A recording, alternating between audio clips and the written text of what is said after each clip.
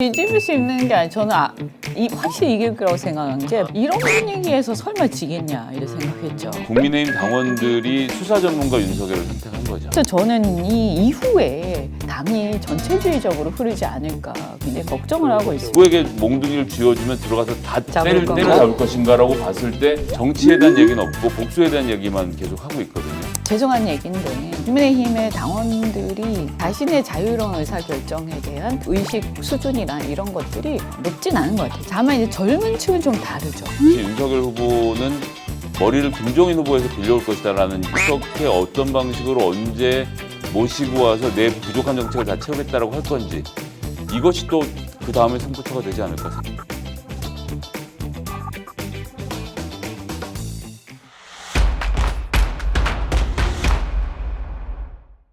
여러분 안녕하세요. 시사저널TV 시사 끝장입니다. 국민의힘 윤석열 전 검찰총장이 대선 후보로 확정이 됐습니다. 윤석열, 이재명, 이재명, 윤석열 양강 후보의 대결이 본격화되는 흐름입니다. 윤석열 후보가 대선 후보로 확정되는 과정에서 민심에서는 이제 홍준표 의원에게 한 10%포인트 뒤졌는데 당심에서는 23%포인트 정도 홍 의원을 또 앞섰습니다. 이러면서 그야말로 당심의 전폭적인 지지를 바탕으로 국민의힘 대선 후보로 확정이 됐습니다. 오늘은 여러 가지 이 국민의힘 후보로 윤석열 후보가 확정된 그 배경을 좀 심도 있게 분석을 해보겠습니다. 이현주 전 국회의원, 김성애 열민주당 대변인과 함께 하겠습니다. 의원님, 네. 홍준표 의원 선대위원장 맡으셨잖아요.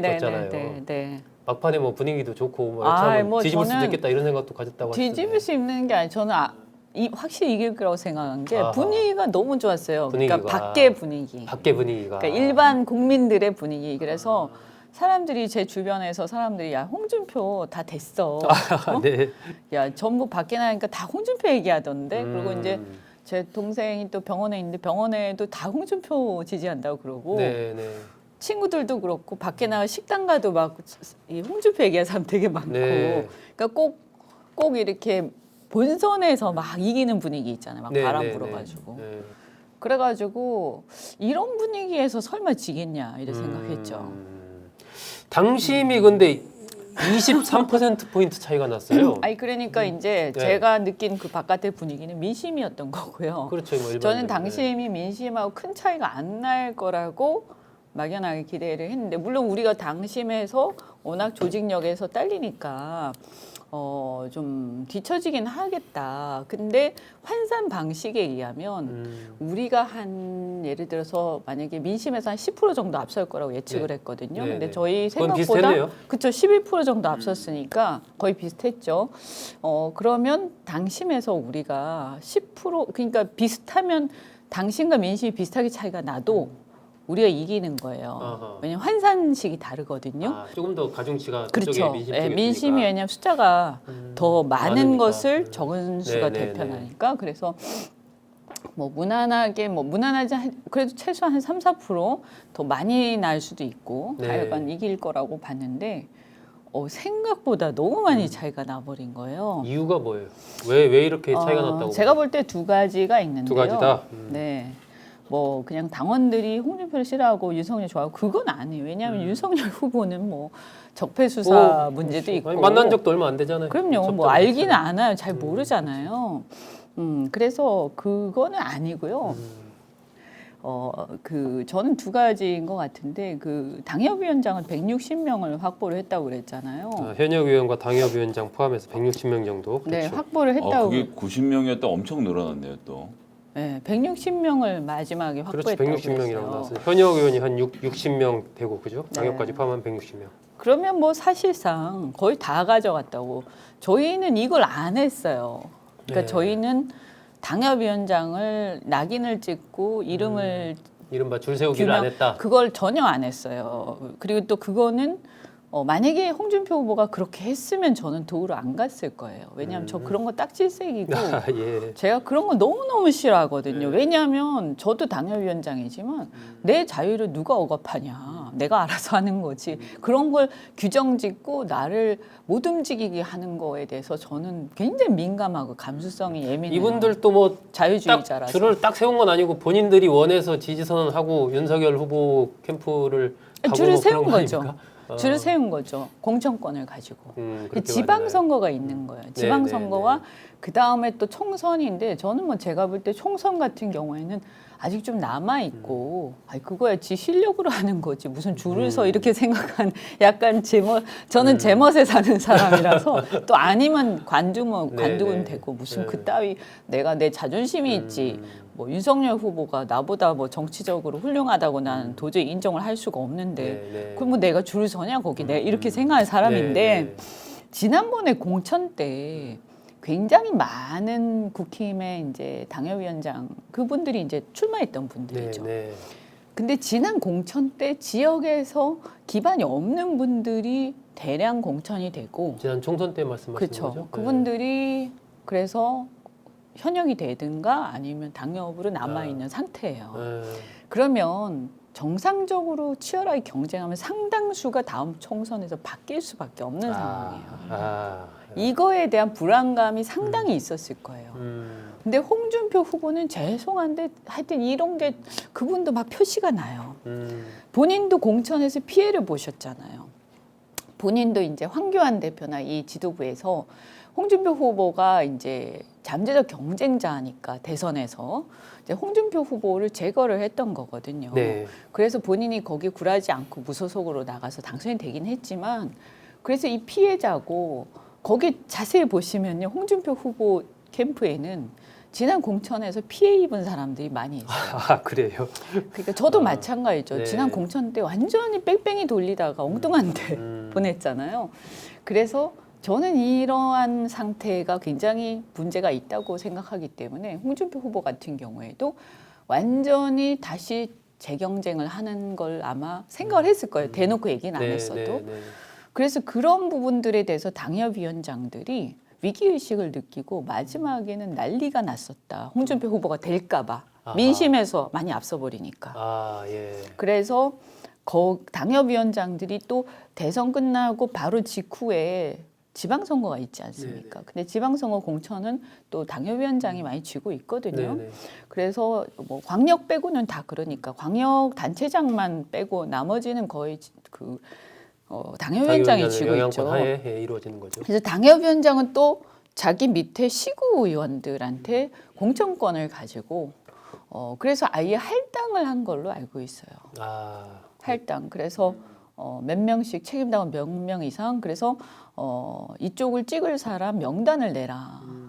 그래서 명단을 막판에 뭐 한 2, 3주 동안은 명단을 계속 확인하고 전화 다시 해서 그게 사실인지 또 확인하고 확인 다시 하고 그래서 만약에 명단을 갖고 왔는데 전화를 해봤는데 윤석열 지지 안 하면 막 난리쳐서 다시 이런 식으로 그런 식으로 쭉 이제 이렇게 했다고 들었어요. 그래서 저희는 그런 것을 비판을 막 했죠. 이게 뭐 하는 짓이냐. 근데 제가 볼 때 아직 죄송한 얘기인데 국민의힘의 당원들이 그렇게 그러니까 자유에 대한 의식, 우리 자유정당인데도 불구하고 자신의 자유로운 의사결정에 대한 그 의식 수준이나 이런 것들이 그렇게까지 높진 않은 것 같아요. 죄송한 얘기인데 다만 이제 젊은 층은 좀 다르죠. 젊은 층은 이런 것 자체에 대한 반감이 있는 거예요. 그래서 오히려 지금 이제 2030들이 탈당 러시가 막 일어나고 하는 거에는 단순히 홍준표 후보가 떨어졌다 이거가 아니라 그 과정에서 보여준 행태라든가 이런 것들에 대한 분노가 있는 거예요. 그러면서 우리를 왜 줄 세우려고 하고 그렇게 하느냐. 이런 것들이 있었던 거고요. 그래서 어쨌든 160명을 이렇게 한 거잖아요. 그게 이제 하나의 원인이고 두 번째 원인은 뭔가요? 그 상황을 갖다가 저는 이제 모르겠어요. 저는 사실은 솔직히 말씀드리면 민주당을 생각을 했어요. 민주당의 그거하고 비슷할 거라고 생각하죠, 당연히. 근데 제가 민주당에 있었을 때는 민주당 같으면 이런 게 심하면요. 평당원들한테서 반란이 일어나거든요. 난리가 나죠. 그래서 분명히 이 충돌이 일어나고 네, 네. 시끄럽거든요. 네, 문제 제기가 생기는데. 네, 근데 되게 조용하게 이게 진행되는 걸 보고 깜짝 놀랐고, 물론 그게 공천하고도 연결돼 있어서 그럴 수도 있을 텐데, 그 다음에 이제 그래서 저는 이 이후에 당이 전체주의적으로 흐르지 않을까 굉장히 걱정을 그런 하고 걱정이 있습니다. 있다. 그다음에 두 번째는 뭐냐면 신규 당원 19만 명의 정체예요. 저는 이 19만 명의 상당수가 젊은 층의 자발적 온라인 당원일 것이다라고 생각을 라는 전제하에 했는데, 생각을 했던 거죠. 그런데 그렇게 낙관을 했는데 보니까 네. 그게 아니고 그 나중에 막판에 어떤 얘기를 들었냐면 11만 명을 윤석열 후보 측에서 넣었다라고 들었어요. 네. 이들이 어떤 사람들인지 전 잘 모르겠어요. 여러 가지 얘기가 있지만 네, 그런데 이제 여름에 왜냐하면 당비에 한 달만 내면 되니까 일종의 조직된 당원들이었다라는 그렇죠. 얘기죠. 그래서 또 이것에 대해서도 이제 왜냐하면 저희 내부적으로 이거 대응하기 위해서 우리도 뭔가 해야 된다. 조직해서 아, 예. 뭐 한 달만 내면 되니까 이런 얘기가 올라왔었는데 제가 듣기로는 이제 후보가 거부했다고 들었어요. 네, 네. 그리고 그렇게 해서 조직화한들 그게 얼마나 되겠냐 했는데 이게 티끌모아 태산이에요. 11만 명 다는 아니지만 반 정도는 하지 않았겠습니까? 아, 예. 예, 저는 뭐 이런 부분도 굉장한 이제 너무나 나이브 당 내부의 구조와 지금 지방선거를 앞둔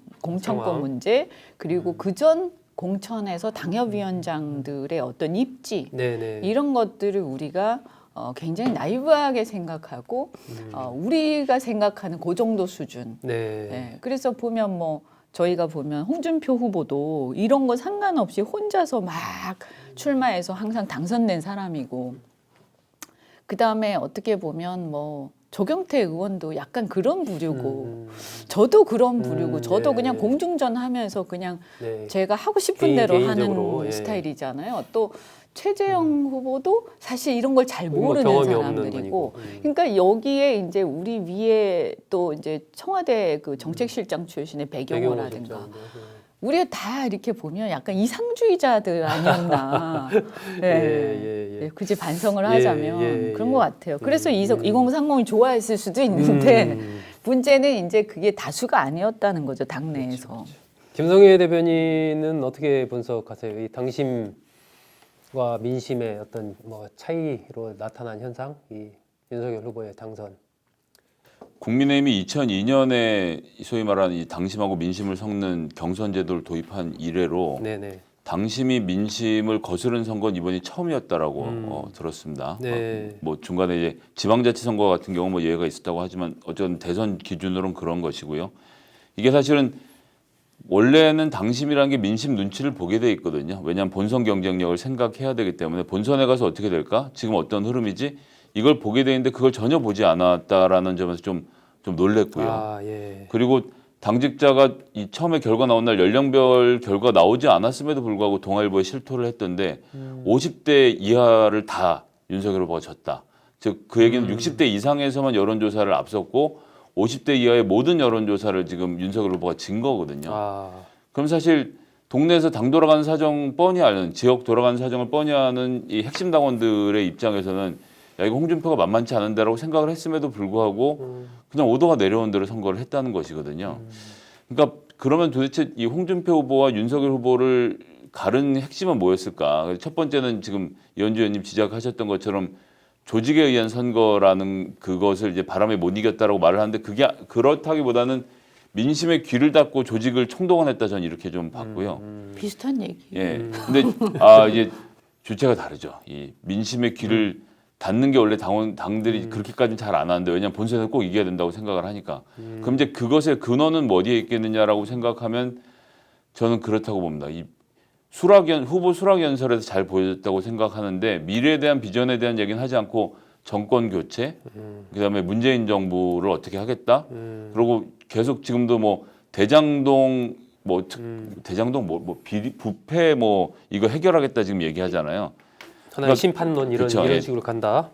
국민의힘 당원들이 수사 전문가 윤석열을 선택한 거죠. 그래서 이번 선거 기간 동안 혹은 선거 끝나고 나서 문재인이라는 개인 네. 혹은 문재인 정부의 구성원들을 누가 더 많이 구속시키고 누가 더 많이 다치게 할 것인가. 이제 문 입구에 몽둥이가 하나 있는데 쇠몽둥이가 있는데 홍준표, 윤석열 두 후보가 누구에게 몽둥이를 쥐어주면 들어가서 다 때려잡을 것인가라고 봤을 때 왠지 홍준표 후보는 정치할 것 같은 사람처럼 보이거든요. 네. 타협하고 협치하고 뭔가 좀 아우르면서 나갈 것처럼 보이니까 이 복수를 생각하는 당원들의 성에 차지 않았던 것이 그러니까 지금은 정치할 때가 아니라 복수할 때다라고 이야기한 것이고 거기에 대해서 윤석열 후보가 정확히 화답을 해서 글쎄 모르겠습니다.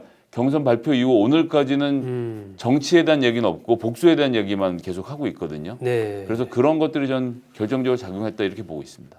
참 여러 가지로 참 걱정을 많이 갖게 하는 그런 상황인 건 분명해 보입니다. 그 말씀 들어보니까 딱 맞는 말이에요. 그러니까 아까 이제 현상은 제가 말씀드린 것처럼 나타났지만 그 이면에 이제 그 동기랄까요? 네. 인센티브는 이제 그런 거였던 것 같아요. 그래서 정치할 때가 아니라 복수할 때. 그러니까 이제 홍 후보 같은 경우에는 물론 문재인 정권에 대한 심판은 해야 되지만 그래서 헌법적 테두리 안에서 한다는 거를 항상 전제를 하셨거든요. 근데 사실은 당연한 얘기인데 당연한 얘기인데 근데 왜냐하면 그렇게 안 하면 정권이 무너지는데 말이 됩니까? 헌법과 법의 테두리 밖으로 할 수는 없는 거예요. 그래서 그런 얘기를 항상 하셨고 그 다음에 이제 이 타겟을 해서 정말 나쁜 놈만 처벌하고 사실 여소야대에서 협치하면서 갈 수밖에 없고 더 중요한 거는 미래다 이런 얘기를 계속 하셨기 때문에 이게 이제 그러니까 당원들 이제 분노에 이제 막 분노가 치미는 당원들 입장에서는 저러면 저 사람 저거 약간 이렇게 뭔가 타협하는 거 아니야? 뭔가 이렇게 좀 의심스러운 거 아니야 이런 눈으로 항상 봤고 또 그것을 윤 후보 측에서 계속 부추겼죠. 또 뭐 역선택이니 뭐니 막 하면서 그러니까 근데 이제 이게 왜 이렇게 복수를 하고 싶었을까? 왜 이렇게? 그러니까 아마 적폐 수사 로 인해서 문재인 정권의 적폐 수사로 인해서 생긴 분노 같아요. 그냥 단순하게 정권이 교체됐더라면 저는 홍준표 후보가 무난하게 됐을 거라고 봐요. 그런데 문재인 정권이 탄핵을 통해서 정권을 잡았고 그래서 사실 정치 보복성 수사를 좀 과도하게 했죠. 필요 이상으로. 그래서 5명이나 돌아가시고 어쨌든 자살하면서. 근데 이제 아이러니한 거는 저도 그런 부분은 생각을 했는데 근데 아이러니한 거는 바로 그 주체가 그때 그 적폐 수사의 주체가 바로 윤석열이었다는 건데 근데 그래도 별로 상관이 없다라고 하는 것에 대해서 저는 아직도 좀 정서적으로 잘 못 받아들이겠어요. 뭐 이제 아까 김 대변인 논리대로 따르면 그렇게 했기 때문에 이쪽도 마찬가지로 그렇게 하지 않겠느냐라는 일종의 그러니까 도구로 반대급부적인 그런 게 있지 그러니까 않을까요? 윤석열 후보를 도구로 쓰겠다. 또 본인도 아마 출마 선언할 때인지 언젠지 하여튼 연설하면서 나를 도구로 써달라 이 복수에 이렇게 얘기도 했거든요. 일단 도구가 될지 모르겠어요. 김 대변인께 여쭙고 싶은 윤석열 후보가 이제 선출되고 나서 이른바 컨벤션 효과 이런 해석이 나오는데 지지율이 한 10%포인트 정도 이재명 후보를 앞서는 조사 결과들이 나왔습니다. 그러니까 이재명 후보 입장에서 국민의힘 후보로 윤석열 후보가 선출된 것을 어떻게 봐야 되는지 그리고 컨벤션 효과 이것이 향후에 어떻게 될 것인지 이 두 가지 측면에서 좀 한번 짧게 얘기해 주시죠. 뭐 선거가 워낙 많이 남아서요. 6개월 전을 기준으로 하면 김영삼 대통령도 30%가 안 됐고 김대중 대통령도 30%가 안 됐고 노무현 대통령 뭐 특히 문재인 후보 같은 경우는 지난 대선 기준으로 해서 19% 정도밖에 안 됐거든요. 그래서 6개월 남은 기간에 지금 컨벤션 효과 당연히 누려야죠. 윤석열 후보는 누린 거고 그렇게 못한 이재명 후보의 민주당 경선이 조금 더 아쉬웠던 점인 거지. 뭐 당연히 누릴 걸 누린다라고 보고요. 그래서 지금 빠르게 포지션을 이동해서 이재명 후보가 그 1대1 토론, 정책 토론 하자부터 시작해서 오늘 한겨레 신문에 토지세 제한까지 던지면서 이게 전격적으로 치고 나가잖아요. 여기에 대해서 이제 윤석열 후보가 이걸 방어하면서 컨벤션 효과를 유지해야 될 텐데 뭐 자타가 공인하듯이 윤석열 후보는 머리를 김종인 후보에서 빌려올 것이다라는 지금 다 예측을 하고 있는 거 아닙니까? 결국 그러면 김종인 박사를 어떻게 어떤 방식으로 언제 모시고 와서 내 부족한 정책을 다 채우겠다라고 할 건지 이것이 또 그 다음에 승부처가 되지 않을까 생각이 듭니다. 아, 그렇군요. 네, 이현주 전 의원과 김성애 대변인 통해서 윤석열 후보가 선출된 배경에 대한 심도 있는 분석 들어봤습니다.